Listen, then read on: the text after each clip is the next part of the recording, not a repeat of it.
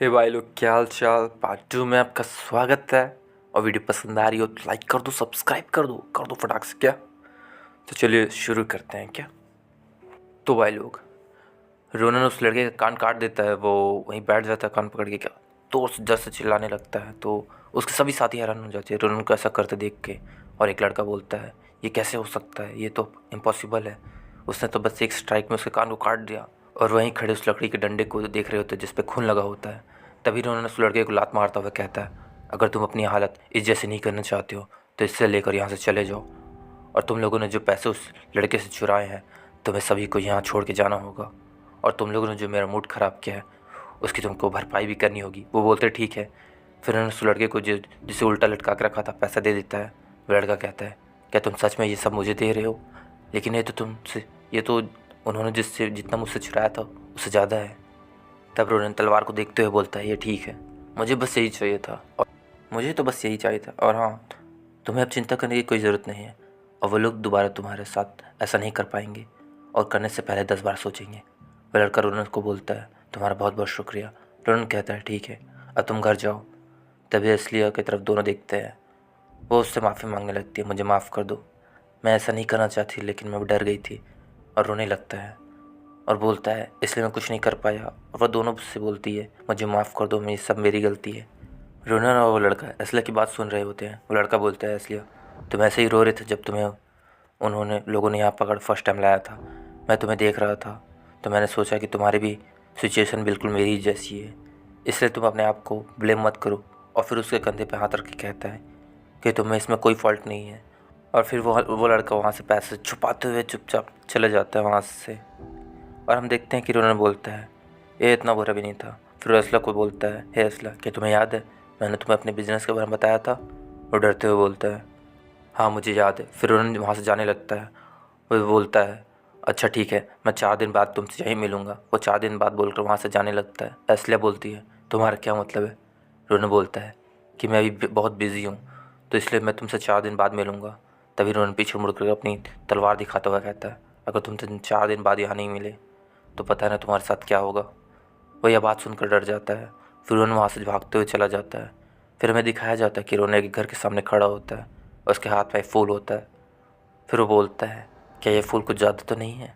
वो बोलता है, मुझे अच्छे से याद है, उसे फूल बहुत पसंद है, इसलिए मुझे ये फूल मिले तो मैं इसे तोड़ता हुआ ले आया। फिर वहाँ से जाने लगता है। तभी अचानक गेट का दरवाज़ा खुलता है। मैं सोच ही रही थी बाहर कौन है। बाहर तो तुम हो रोनन, तुम वापस आ गए। ये बात सुनकर रोनन वहीं रुक जाता है और बहुत खुश हो जाता है और कहता है, हाँ मैं वापस आ गया। उसके बाद हमें डाइनिंग टेबल पर दिखाया जाता है। उसकी बहन बोल रही होती है, ओ मेरे भाई, मैंने कभी नहीं सोचा था कि मैं जब तक ज़िंदा हूँ मुझे अपने भाई से कभी फूल मिलेगा। उसकी बहन का नाम एरिया होता है। उसकी बहन कहती है, मैं बहुत खुश हूँ। तब रोनन बोलता है, हाँ मैं भी बहुत खुश हूँ, आप खुश हो ना? उसकी बहन रोनन से बोलती है, मेरे प्यारे छोटे भाई, क्या तुम्हें और सूप चाहिए? रोनन बोलता है, आपका शुक्रिया, लेकिन मुझे पहले से ज़्यादा सूप दे दिया है आपने फिर भी। रोनन बोलता है, वो कहता है, क्या मैं आपसे कुछ पूछ सकता हूँ, आप इस साल कितने साल की हुई है? उसकी बहन बोलती है, मैं भी 22 साल की हूँ। तो रोनन बोलता है, मुझे माफ़ करना, मैं भूल गया था। उसकी बहन बोलती है, ये कुछ ऐसी बात नहीं है कि तुम भूल जाओ रोनन। तब उससे सोचता है रोनन, ओह ये अभी 22 साल की है तो 10 साल बाद आएंगे वो कमीना जैन। तभी उसकी बहन उसके सर पर हाथ रख के कहती है, वह कहती है, मुझे तो नहीं लगता कि तुम्हें फीवर है रोहन। रोहन सोचता है, अपने मन में अपनी बहन को देख कर वह जैसी है वैसी मैंने सोचा था। मैंने बिल्कुल वैसे ही सोचा था जैसे मुझे अच्छे से याद है। वो बहुत अच्छी है, वो हमेशा खुश रहती है, वो मेरा बहुत ख्याल रखती है। क्या वो मुझे अच्छे से याद कराती है कि इस टाइम ऐसा ही रहेगा। लेकिन उसका हाथ सर से हटाते हुए रोहन बोलता है, लेकिन ये सब 10 साल बाद चीज़ें बदल जाएंगी, इसलिए मुझे अपनी बहन और इस दुनिया को बचाने के लिए। और अपने बहन से बोलता है, बहन मुझे तुम्हें कुछ बताना है। उसकी बहन बोलती है, क्या? रोनन बोलो। रोनन बोलता है कि मैं सोच रहा हूँ कि एकेडमी जाऊँ। उसकी बात सुनकर उसकी बहन हैरान हो जाती है, क्या एकेडमी? फिर अचानक से खुश हो जाती है कि सच में, फिर से कहो। उसका हाथ पकड़ के हिलाने लगती है और कहती है, जो तुमने अभी कहा उसे दोबारा कहो। क्या तुम सच में एकेडमी जाना चाहते हो रोनन? बोलो। फिर उसकी बहन वहाँ से जाते हुए बोलती है, हाँ मुझे इसके लिए ज़्यादा से टाइम वेस्ट नहीं करना चाहिए। और जाके कुछ ढूंढने लगती है। और उन्होंने वहाँ से बोलती है, मैं जब भी तुम्हें बोलती थी एकेडमी जाने के लिए तुम बार बार मना कर देते थे, लेकिन तुम आखिरकार मान ही गए। उसकी बहन एक बहुत बड़े मटका लेकर आती है, उसके सामने रख देती है। फिर वो लोग अंदर देखने लगते हैं। उसकी बहन बोलती है, ये तुम्हारे लिए। सरप्राइज़ गिफ्ट लेकर आई हूँ। रोहन बोलता है ये तो बहुत सारे पैसे हैं। उसकी बहन बोलती है हाँ मैंने तुम्हें सरप्राइज़ देने के लिए चाहती थी, मैं बहुत समय से पैसे जमा कर रही हूँ। अगर तुमने एकेडमी जाने का मन बना लिया तो मुझे इसके लिए जमा करती थी पहले से। ये सब तुम्हारे लिए है। रोहन कहता है तुम बहुत अच्छी हो, तुम्हारा शुक्रिया, तुमने जो ये सब मेरे लिए किया। तुमने इतना सारा पैसा मेरे लिए जुटा, लेकिन मैं चाहता हूँ कि तुम इसका इस्तेमाल तुम खुद करो, अपने लिए करो। वो उसकी बहन को हैरान हो जाती है, उसकी बहन हैरान हो जाती है और बोलती है तुम्हारा क्या मतलब है? ये तुमने जितना दिख रहा है उससे ज़्यादा है। मुझे नहीं पता कि तुम किस अकेडमी जाने की बात चाहते हो। रोहन बोलता है वो फिलन अकेडमी मैं जाना चाहता हूँ। ये बात सुनकर उसकी बहन हैरान हो जाती है, बोलती है क्या? फिर हमें फिलन अकेडमी के बारे में बताया जाता है। एम्परियल स्कूल फिलन अकेडमी एम्पायर का सबसे बेस्ट एजुकेशन इंस्टीट्यूट है और यहाँ पर पढ़ाने कॉन्टिनेंट के सबसे बेस्ट प्रोफेसर एम्परियल फैली की फंडिंग के साथ साथ वो एक ऐसी जगह बन जाती है जहाँ पूरा बेस्ट एजुकेशन मिलता है। वह जगह एक हाई सोसाइटी जगह है जहाँ से ग्रेट कमांडर, स्वाट्स मास्टर यहाँ सभी निकलते हैं। इसलिए क्लास कमांडर ने मुझे इस एकेडमी में जाने को कहा था। फिर हम रोनन को देखते हैं कि वह एक जगह में खड़े हुए सब कुछ सोच रहा होता है। वह कहता है ये बहुत एक हाई स्टैंडर्ड जगह है क्या, और इसके साथ साथ इसकी फीस भी बहुत ज़्यादा है और यह एक बहुत फेमस जगह है। फिर वह अपने बहन के बारे में सोचने लगता है वह कैसी रिएक्शन था। वह बोलता है कि मैं समझ सकता हूँ, सिस्टम में रिजल्ट दिखा के रहूँगा।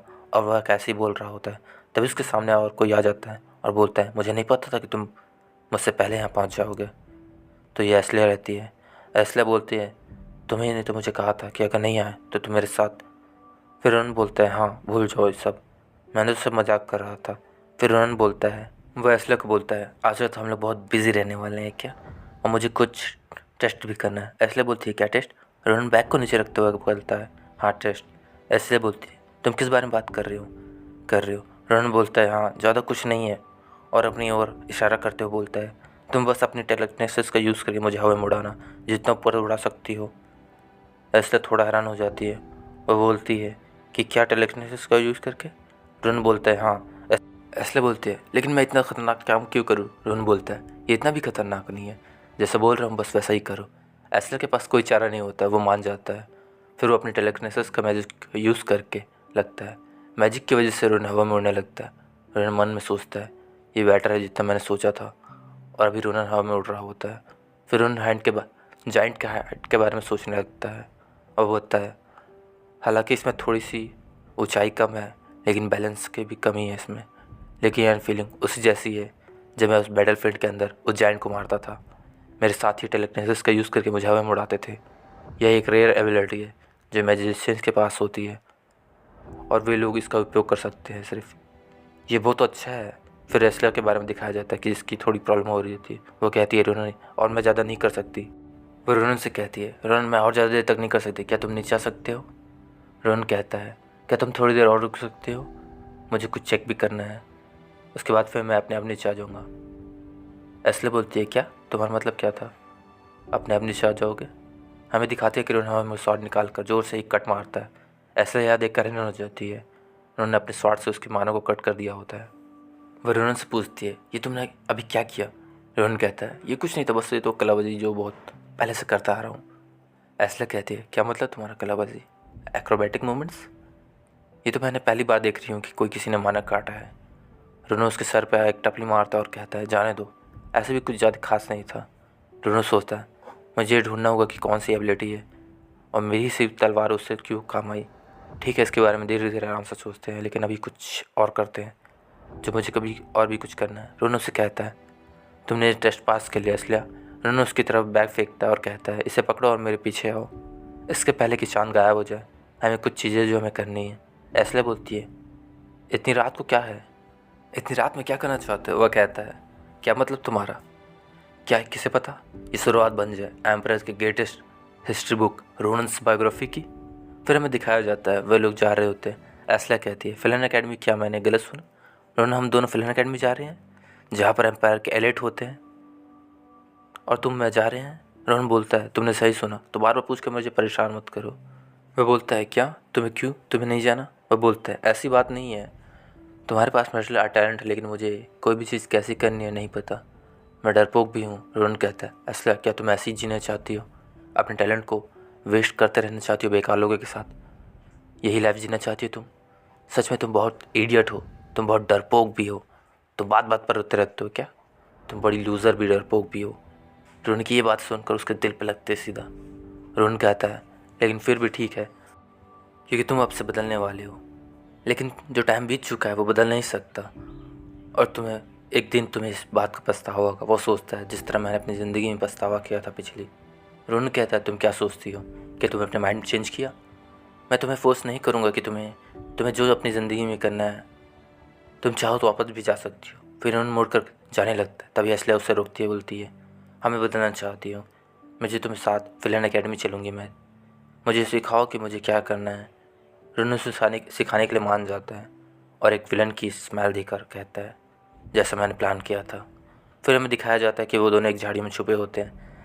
एस्ले बोलती है रोहन ये मेरा पहला हर्डल है। वो बोलता है हाँ बिल्कुल, तुम्हारे लिए तो मैंने बस ओपोनेंट ढूंढे हैं, तुम्हारे स्किल और जिससे तुम्हारा स्किल और बढ़ जाएगा, लूनार गॉब्लिन। फिर हमें दिखाया जाता है कि गॉब्लिन को दिखाया जाता है वे सभी सो रहे होते हैं, उनके साथ उनका लीडर भी होता है। रोहन कहता है तो तुम क्या सोचती हो एस्ला, ये बहुत अच्छा है ना, तो क्यों ना हम शुरू करें। तो भाई लोग वीडियो भी ख़त्म हो जाती है क्या? तो भाई लोग वीडियो पसंद आए तो लाइक कर दो, सब्सक्राइब कर दो और आगे आने वाली वीडियो के लिए बने रहो क्या।